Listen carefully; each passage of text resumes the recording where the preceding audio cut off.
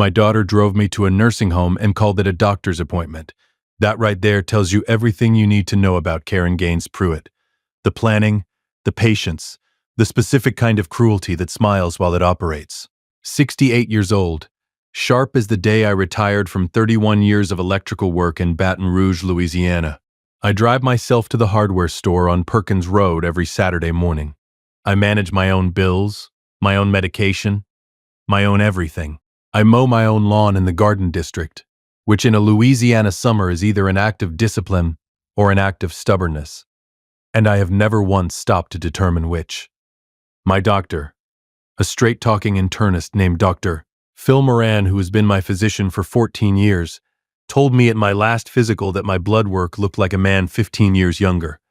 I thanked him and asked about my cholesterol. He said it was fine. I said good. We shook hands. That was February 6th. On Monday, March 10th, my daughter Karen drove me to what she described as a follow-up cardiology appointment on Jefferson Highway.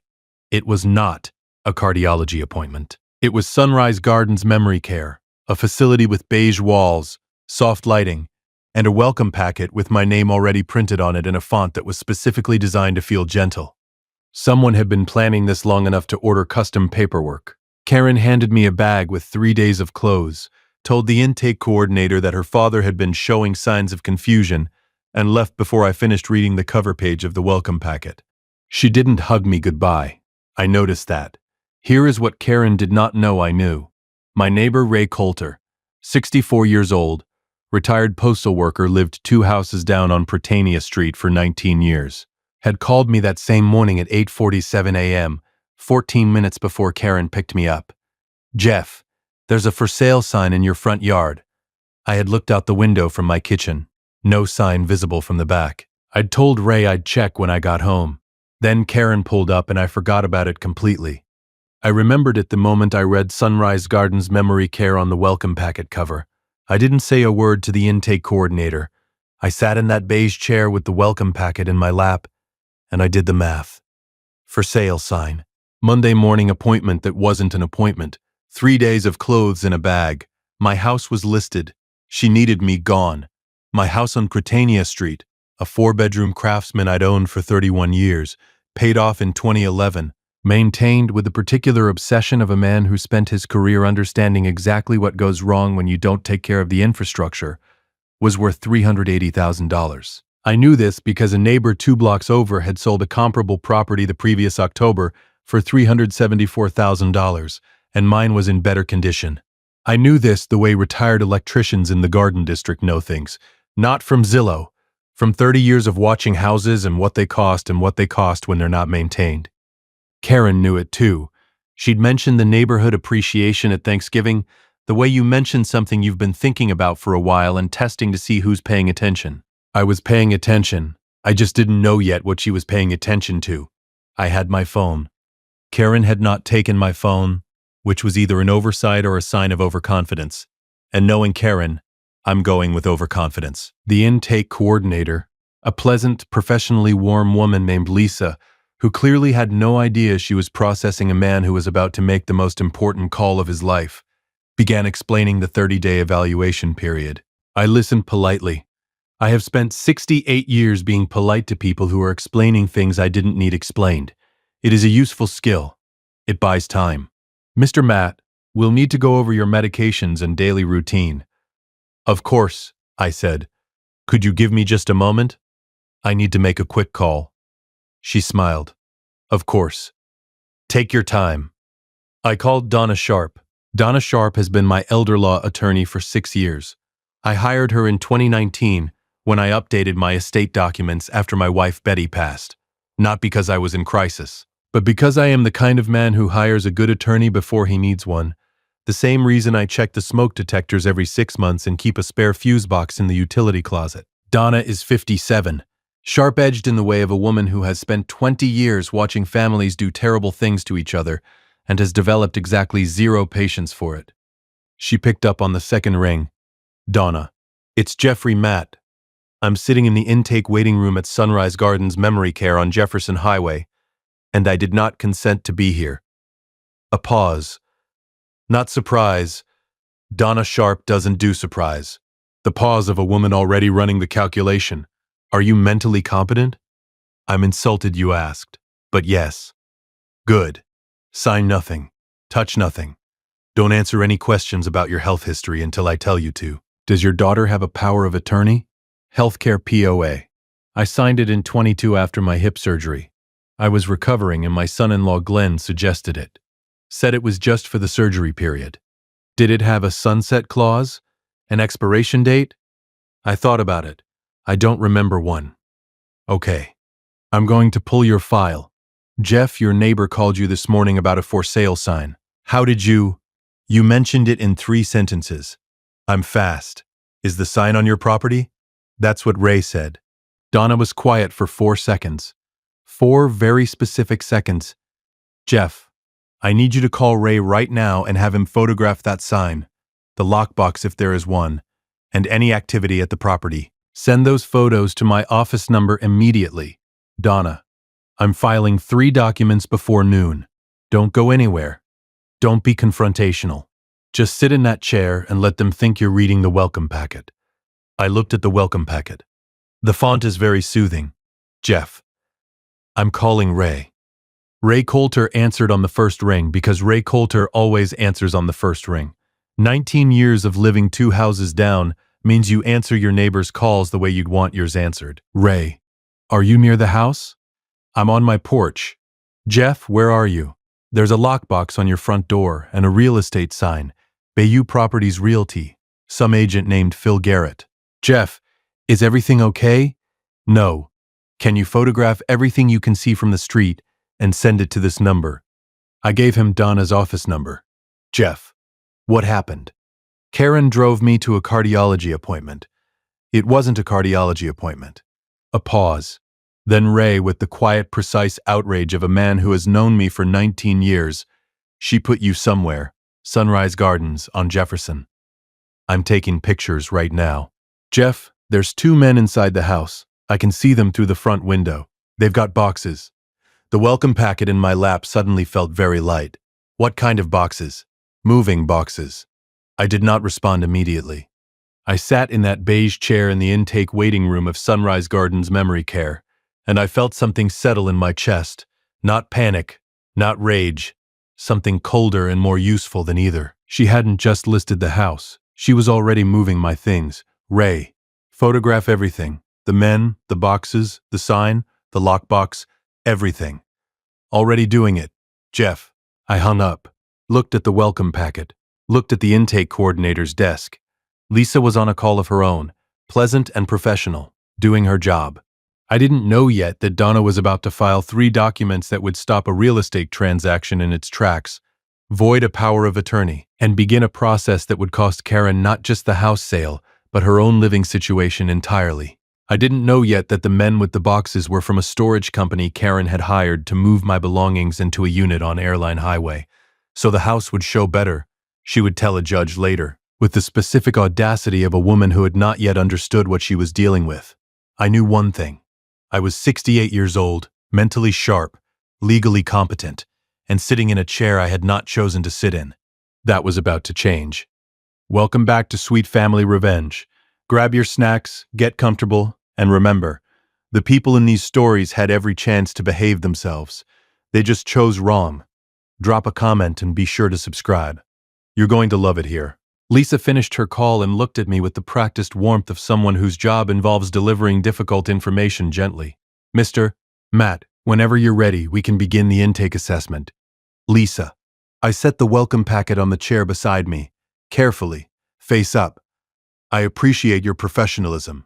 You seem like someone who is very good at your job. Thank you, Mr. Matt. I want you to know that what I'm about to do is not a reflection on you or this facility. She blinked.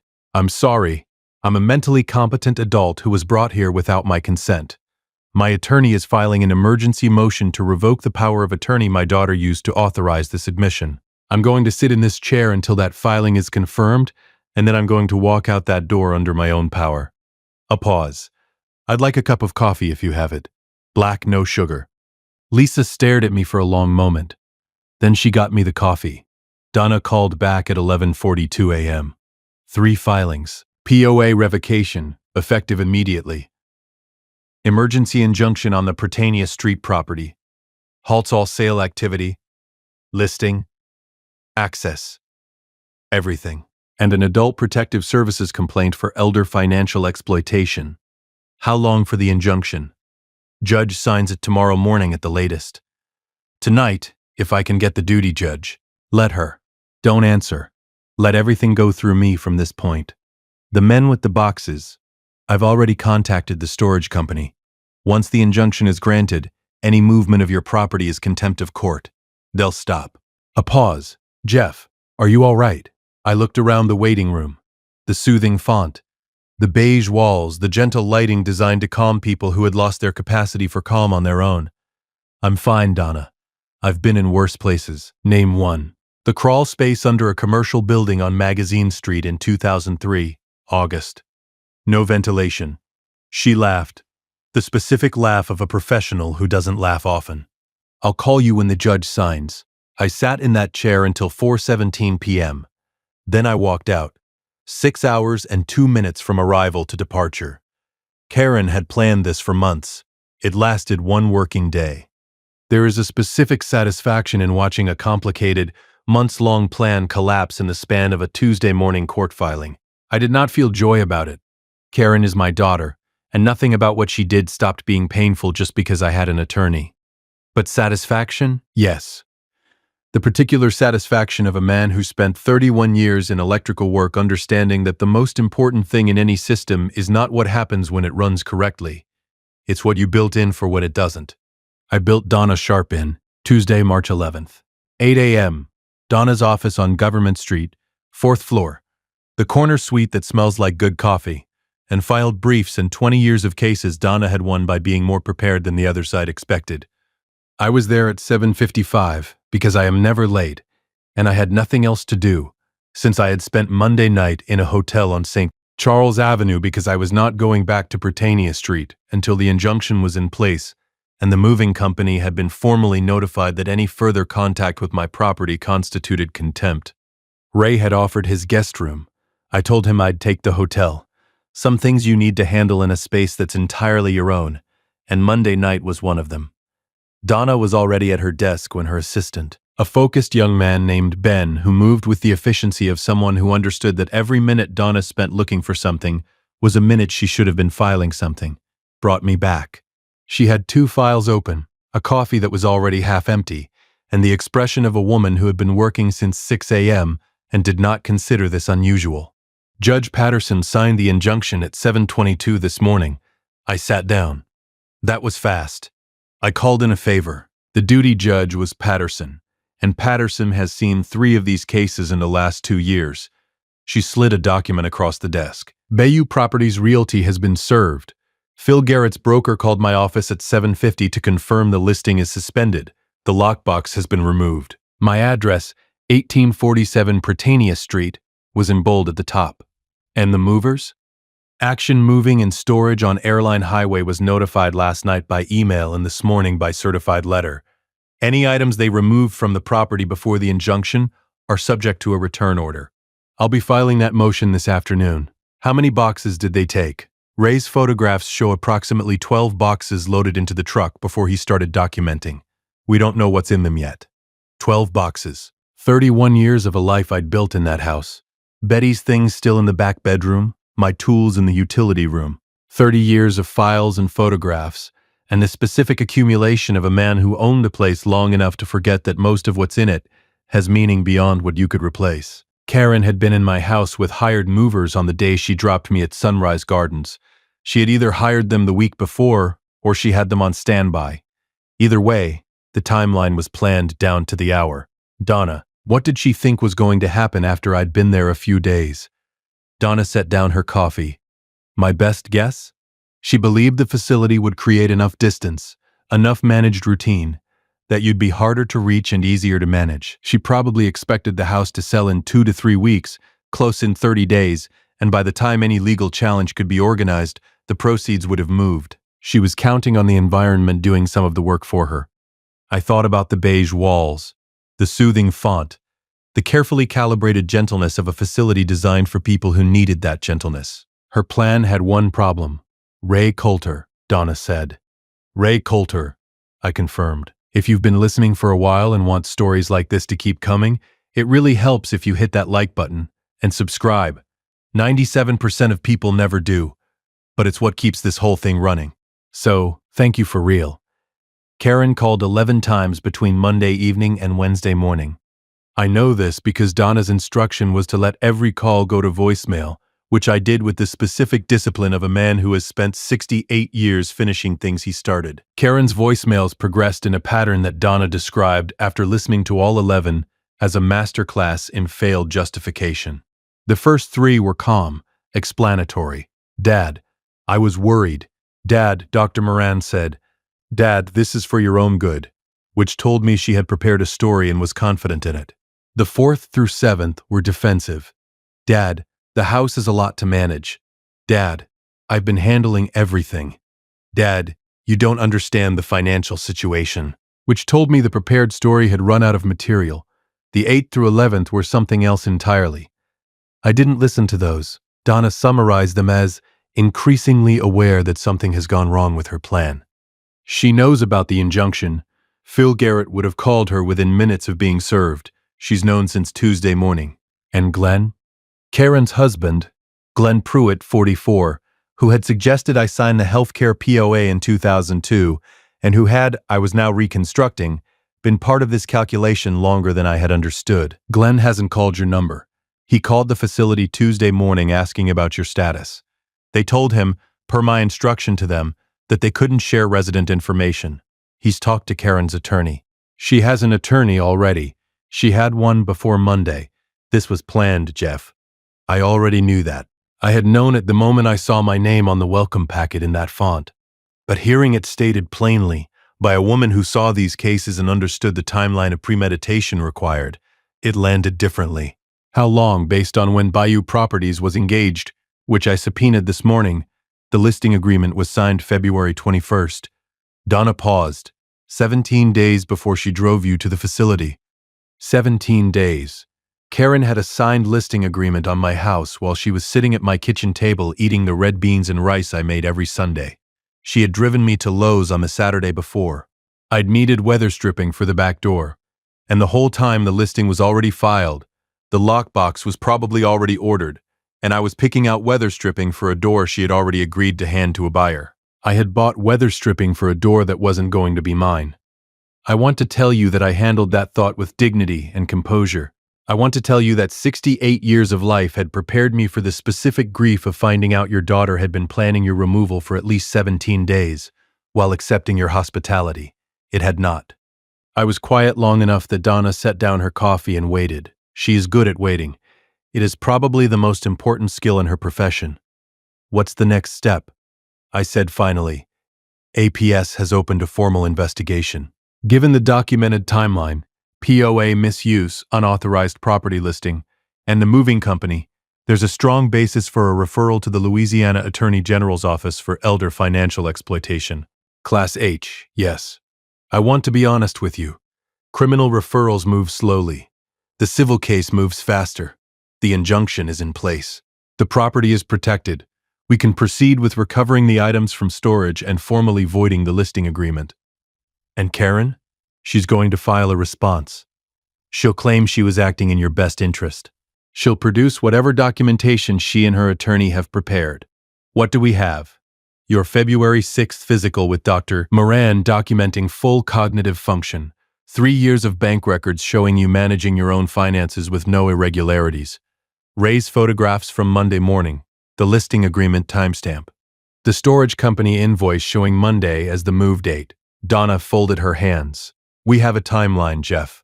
Hers doesn't survive contact with ours. When does this go in front of a judge? Emergency hearing. March 21st. 11 days. Those 11 days had their own specific texture. I stayed in the hotel on St. Charles Avenue for 3 of them, not because I couldn't go home, but because I wasn't ready to go home until the moving company had returned the boxes and I could walk through the house and know what was missing. The return order was granted Wednesday, March 12th. Action Moving and Storage delivered 12 boxes to Prytania Street on Friday afternoon, March 14th, supervised by Ben from Donna's office, who had brought a camera and a clipboard and documented every box opened on the porch before it went back inside. 11 boxes were intact. The 12th was missing 4 items: a silver-framed photograph of Betty and me at our 35th anniversary dinner, a ceramic lamp from the living room that Betty had picked out in 2009, a set of first-edition books from the study that had belonged to my father, and an envelope from the top desk drawer. The envelope. What was in the envelope? Donna asked Friday afternoon. Insurance documents, the original deed to the property, and a handwritten letter I'd written to Karen in 2019 when Betty was sick, before Betty passed. I wrote it in case something happened to me before I got to say the things I wanted to say. Did Karen know that letter was in there? I'd told her years ago. I don't know if she remembered. Jeff, I need to ask you something directly. Go ahead. Is it possible Karen took that envelope because of the insurance documents and the deed, or because of the letter? I thought about it. Really thought about it. The way you think about your children when the answer is going to tell you something you're not sure you're prepared to know. Both, I said, and I'm not sure which one is worse. I did not know yet that Karen, in the 11 days between the injunction and the hearing, was going to make one more decision that would remove whatever remained of the judge's patience entirely. I did not know that Glenn, who had been quieter than Karen in all of this, which I had noted and filed without yet understanding, was going to make his own call to Donna's office that would change the shape of the March 21st hearing significantly. And I did not know that the envelope, the deed, the insurance documents, and the letter I'd written to my daughter when I thought I might not have time to say the things I needed to say, was going to be sitting on a judge's desk before the month was out. Justice has a rhythm. It doesn't move fast. Real justice, the kind that happens in courtrooms rather than comment sections, moves with the specific, unhurried pace of a system that has seen everything and is therefore not impressed by urgency. But when it arrives completely. Friday, March 21st, 11 a.m. Family Court, downtown Baton Rouge. A building that smells like recycled air and old carpet, and the accumulated weight of every difficult conversation that has ever happened in a room with fluorescent lighting. Judge Sandra Webb, not a warm woman, not a cold one, the specific temperature of a judge who has spent 22 years watching families do terrible things to each other and has developed the precise, calibrated patience of someone who knows the difference between a mistake and a plan. I wore the blue jacket Betty had bought me for our son's college graduation in 2008. I wear it for things that matter. Donna had told me to dress like a man who is at home in a courtroom, which I interpreted as a man who respects the proceeding without being intimidated by it. Karen was already seated when I arrived. She did not look at me when I walked in. Glenn was not there. I noted this. I had learned about Glenn's absence the previous afternoon, when Donna told me he had called her office Wednesday morning, 3 days after the injunction, and asked privately to speak with her, not with Karen's attorney, with Donna. What did he say? He's not going to oppose the civil proceeding. He confirmed that the listing agreement was Karen's decision, made without consulting him beyond the initial conversation. He said he suggested the POA in 2002, in good faith, but was not involved in the decision to use it for the placement. Do you believe him? I believe his attorney told him to separate himself from Karen's position before the hearing. Whether he acted in good faith in 2022 is a different question. She paused. He gave me something, Jeff. What? The envelope. The missing items from the 12th box. He said Karen had taken it the morning of the move, and he didn't know about it until Wednesday. He brought everything to my office. The deed, the insurance documents, and the letter. I sat with that for a long moment. Glenn Pruitt, who had suggested the POA that made all of this possible, had driven to my attorney's office with the envelope I had written to my daughter in 2019 when Betty was dying, and I didn't know how much time I had left, and I needed her to know certain things in case I ran out of time to say them. He returned it. I don't know exactly what to do with that. I've thought about it every day since. The hearing lasted 47 minutes. Donna presented the February 6th physical results, the listing agreement dated February 21st, Ray's photographs from March 10th, the storage company invoice, and a timeline document that placed every event in sequence from the signed listing through the facility intake through the injunction. She presented it the way she presents everything, without drama, without editorial, just the facts in the order they occurred, which was more than sufficient, because the facts in the order they occurred told a story that didn't need decoration. Karen's attorney, a man named Tom Whitfield, who had the careful, slightly tired look of someone who had been given a difficult case and had done his best with it, argued that Karen had been acting in her father's best interest, that the healthcare POA granted her authority to make placement decisions, and that the property listing was a proactive measure intended to reduce Jeffrey's financial burden. Judge Webb let him finish. Then she asked one question. Mr. Whitfield, the listing agreement on Mr. Matt's property was signed February 21st.